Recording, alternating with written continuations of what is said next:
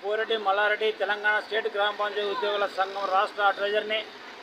నేను ఈ రాష్ట్రంలో ఉన్నటువంటి ఉద్యోగ సంఘాలకు విజ్ఞప్తి చేసేది ఏమిటి అంటే, అయ్యా, ఇంతకుముందు ఉన్న ప్రభుత్వం చేసిన అప్పుకు వడ్డీ కట్టడానికి మన రాష్ట్ర ఆదాయం సరిపోతలేదు.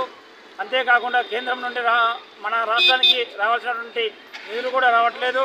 ఇన్ని ఇబ్బందులు ఉన్నప్పటికీ మన రాష్ట్రాన్ని ముందుకు నడుపుతున్నటువంటి మన ముఖ్యమంత్రి గారికి ఇలాంటి కష్ట సమయంలో మనమందరం ముఖ్యమంత్రి గారికి అండదండంగా ఉండి సమ్మెకు పోకుండా ప్రభుత్వానికి అండగా నిలబడడానికి ఉద్యోగ సంఘాల నాయకులను నేను విజ్ఞప్తి చేస్తున్నాను. శ్రీకాంత్, తెలంగాణ స్టేట్ గ్రామ పంచాయతీ ఉద్యోగుల సంఘం రాష్ట్ర అధ్యక్షుడిని. గ్రామ పంచాయతీ సెక్రటరీలు సమ్మెకు వెళ్తున్నారని, గ్రామ పంచాయతీ సెక్రటరీలు మాత్రమే చాలా కష్టపడుతున్నారని, గ్రామాల్లో ఎన్నో ఇబ్బందులు పడుతున్నారని మీడియా ద్వారా నిన్న చూసాము. పంచాయతీ సెక్రటరీలు మాటలను మేము తీవ్రంగా ఖండిస్తున్నాము.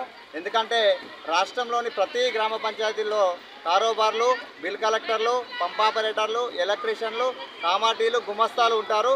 మేమంతా కలిసి కష్టపడి ప్రభుత్వానికి సంబంధించినటువంటి అన్ని పనులు చేస్తున్నదే మేము.